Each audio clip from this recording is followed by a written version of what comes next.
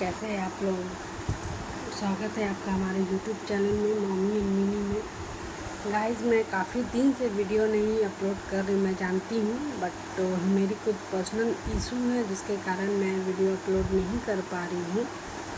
सो आज मैं वीडियो सोचा कि आप लोगों के साथ शेयर करती हूँ। मैं मेरी प्रेगनेंसी जर्नी कैसी थी, कैसे मैं प्रेग्नेंट हुई, क्या मैंने झेला, क्या मतलब सारा चीज़ मैं आपके साथ है ना शेयर करना चाहती हूँ। तो गाइज़, सबसे पहले तो मैं आपसे ये कहना चाहती हूँ कि मैं जब प्रेग्नेंट थी तो मुझे पता भी नहीं था कि मैं प्रेग्नेंट हूँ। मैं उस समय मैं बाहर ट्रैवल कर रही थी, मतलब मैं मुंबई अपने फूफी जो सास है उनके यहाँ थी।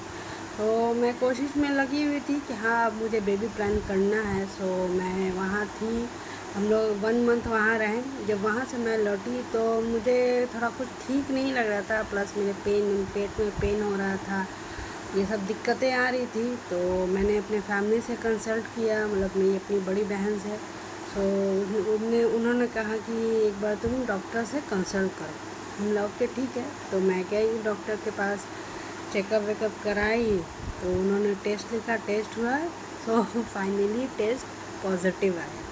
तो मैं तो बहुत खुश हो गई। हालांकि डॉक्टर ने मुझे पूछा कि टेस्ट आप की थी प्रेगनेंसी के थे, बट मैंने उनसे झूठ बोला कि हाँ मैंने किया था बट हुआ नहीं। सो उन्होंने फिर से टेस्ट किया तो बोले कि पॉजिटिव है। सो मैं तो सबसे पहले ऊपर वाले की बहुत शुक्रगुज़ार हूँ कि जो मैं चाहती थी वो मुझे मिल गई। और आज मेरी बेटी मेरे पास है, मेरे साथ है। और क्या बोलूँ, एक माँ बनना दुनिया की सबसे बड़ी खुशकिस्मती होती है। तो मैं प्रेग्नेंट हुई, फिर मुझे पता चला, फिर हम लोग ने अल्ट्रासाउंड, मेरे हस्बैंड को जब पता चला वो भी बहुत खुश हुए।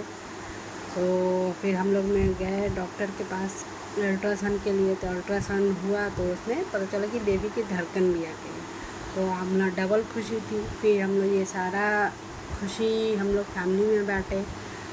मैंने अपने घर में बताया, फिर इन लॉज़ के यहाँ बताया तो बट उन लोग का कोई रिएक्शन नहीं, उन लोग की कोई खुशी नहीं।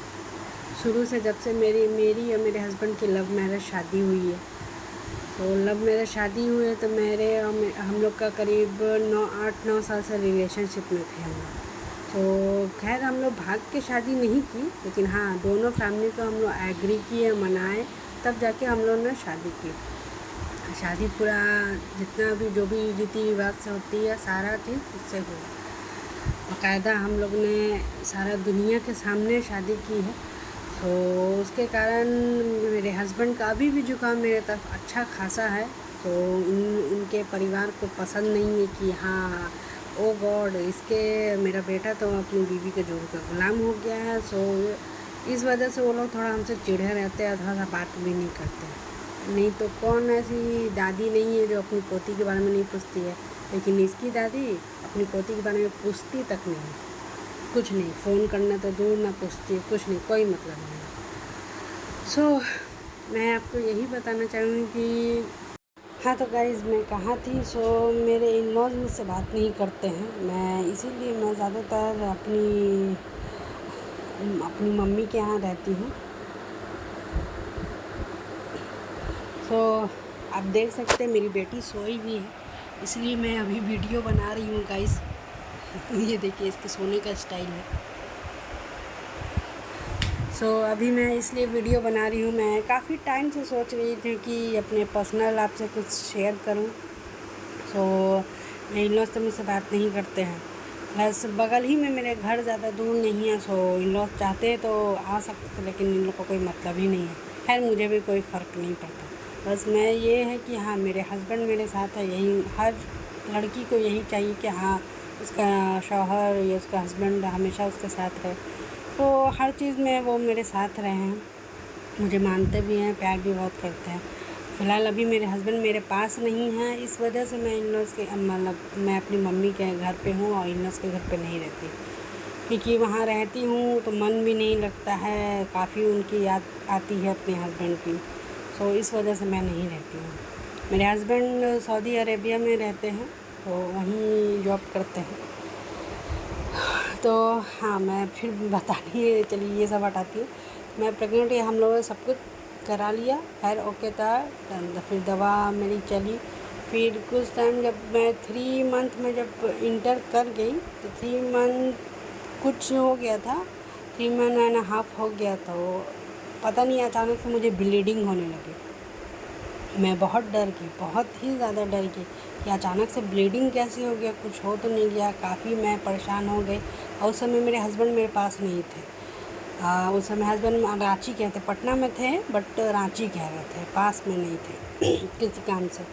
सो मैं बहुत डर गई, मैं रोने लगी। अब क्या करूं, क्या कैसे करूं कि क्या नहीं नहीं मैं हाँ सॉरी गैस, मेरे हस्बैंड का कॉल आ गया था, सो मैं बात कर रही थी। हाँ तो मैं कहाँ थी, तो नहीं मेरे हस्बैंड उस समय पटना में थे, वो किसी काम से बाहर गए हुए थे।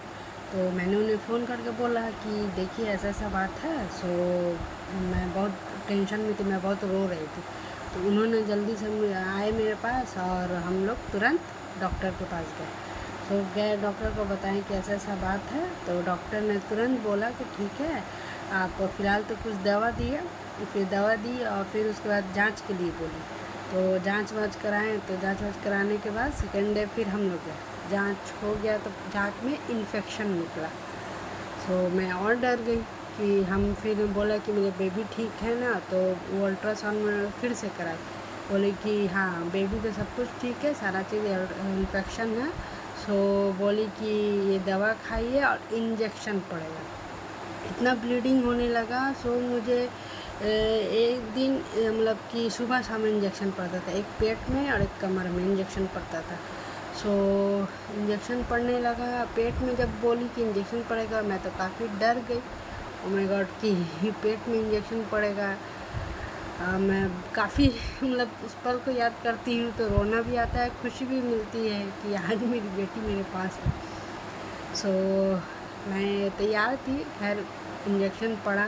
मैं 2 महीना मैंने वो इंजेक्शन लिया पेट में। सो आज मेरी बेटी ठीक है। फिर उसके बाद वो हो जाने के बाद फिर तुरंत मेरा थायराइड भी बढ़ गया, शुगर भी बढ़ गया काफ़ी। मतलब मैं 5 में, एक तो डॉक्टर ने मुझे कंप्लीट बेड रेस्ट बोलता, मतलब इवन उन्होंने बोला था कि आपको कहीं ट्रैवल नहीं करना है, बस आपको बाथरूम जाना है और खाना है, बस और कुछ नहीं, जितना हो सकता ना। मैं इसीलिए मैं अपनी मम्मी के यहाँ आ गई थी। तो यहाँ आप जानते ही हैं मम्मी के यहाँ कितना प्यार मिलता है। सो मेरी काफ़ी केयर हुई। फिर 5 मंथ तक कंप्लीट मैं बेड रेस्ट पे थी। फिर धीरे धीरे धीरे धीरे रिकवर करने के बाद थोड़ा फील ठीक हुआ। तो मुझे वोमिट बहुत होता था, बहुत ही ज़्यादा होती थी। मतलब दिन भर में 6 7 8 बार वोमिट कर लेती। खाती थी 1 घंटा 2 घंटा सारा निकाल देती। वोमिट बहुत ज़्यादा हुआ मुझे। तो ये रहा मेरी प्रेगनेंसी जर्नी का एक्सपीरियंस। सो आपके साथ क्या हुआ है गाइस, तो आप बताइए। फिर उसके बाद हम लोग जब हो गया, मेरा सारा कंप्लीट हो गया 9 मंथ में, जब मैं इंटर कर गई। सो 9 मंथ में आई तो मेरे शौहर का बाहर जाने का हो रहा था।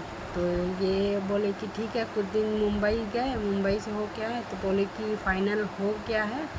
सो हमको नहीं जून में ही निकलना होगा, जून के लास्ट मतलब मैं 8 मंथ में ही थी, नहीं 9 मंथ में मैं इंटर कर गई थी। 9 मंथ का 10 या 11 डे कंप्लीट हो गया था।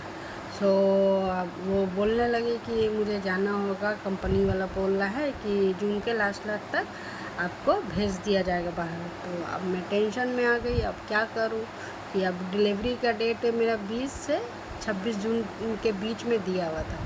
तो अब मतलब कुछ ही दिन बचे हैं। अब इस बीच में अगर वो अपनी बेटी को ना देखे, मुझे भी थोड़ा सा खलल रहेगा इस बात का कि हाँ वो अपनी बेटी को नहीं देख पाए, गोद में नहीं उठा पाए, प्यार नहीं कर पाए। हर माँ बाप को थोड़ा रहता है कि हाँ अपने बच्चे को गोद में ले, प्यार करें। इसीलिए सो डॉक्टर ने मुझे बोल दिया था कि नॉर्मल का चांस नहीं है। जब मैं 9 मंथ में भी इंटर की तो तब भी बेबी का मतलब मेरी बेटी का हेड ऊपर ही था, नीचे नहीं गया था। तो डॉक्टर ने बोला कि चांस कम है, तो आपका भी कंडीशन बहुत क्रिटिकल था जिसके कारण आपका नॉर्मल नहीं हो सकता। तो फिर उसके बाद मैं तो ठीक है, मैं प्रिपेयर थी कि चलो नॉर्मल नहीं, कम से कम बस अच्छे से हो जाए, मैं यही सोचती थी। तो तब मैंने चलो ठीक है ओके कहा। फिर उसके बाद सब हो गया। अब हम लोग सब घर वाले सब राय करने लगे कि क्या करें। तो मैंने डॉक्टर से कंसल्ट की कि ऐसा सा बात है। तो डॉक्टर ने मुझे सजेशन दिया कि आप 7 जुलाई को बच्चा बाहर निकाल सकती हैं, आपका कंप्लीट हो जाएगा उतना दिन। तो हम लोग कोई दिक्कत तो नहीं होगा। तो डॉक्टर ने बोला नहीं कोई दिक्कत नहीं, कोई इशू नहीं। तो हम लोग में डिसाइड किया तो सब ने बोला ओके ठीक है, कोई दिक्कत नहीं। अच्छी बात है कि हाँ कम से कम एक बाप अपनी बेटी को देख लेगा, गोद में उठा लेगा, प्यार कर लेगा। इन लॉज को भी बताए तो इन लॉज तो मुझे मतलब जितना दिन मतलब पूरे 9 महीने में रही मम्मी के घर पे, उतना दिन में वो एक बार भी नहीं आए मिलने के लिए, एक बार भी नहीं। न सास ससुर ननद तो खैर बात ही नहीं करती थी उस समय। तो जब मैं बात करने लगी तब जाके वो बात की, तो आई ही नहीं। जब उनको पता चला कि हाँ मेरा बेटा जाने वाला है बाहर, तब जाके प्रेगनेंसी के डिलीवरी के जस्ट 1 हफ़्ता पहले वो मिलने आई मुझसे, मिलने आमला ठीक है चलो। खैर वो हो गया। तो फिर हॉस्पिटल में फिर मेरा डिलीवरी हुआ। सो मेरे हस्बैंड, मेरी फैमिली और इन लॉज मतलब सासू माँ थी, ये लोग थे। बेबी बहुत अच्छे से हो गई, सारा कुछ हो गया। मैं आप शेयर भी की थी आपको वीडियो उसमें।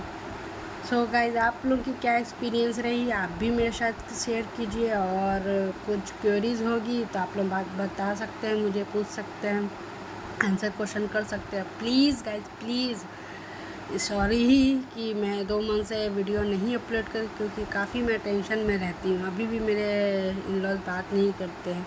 हर लड़की को लगता है कि चलो ठीक है, कम से कम बेटा नहीं है पास में तो साथ तो रह, लेकिन इन लोगों को कोई मतलब नहीं है। खैर आई डोंट केयर।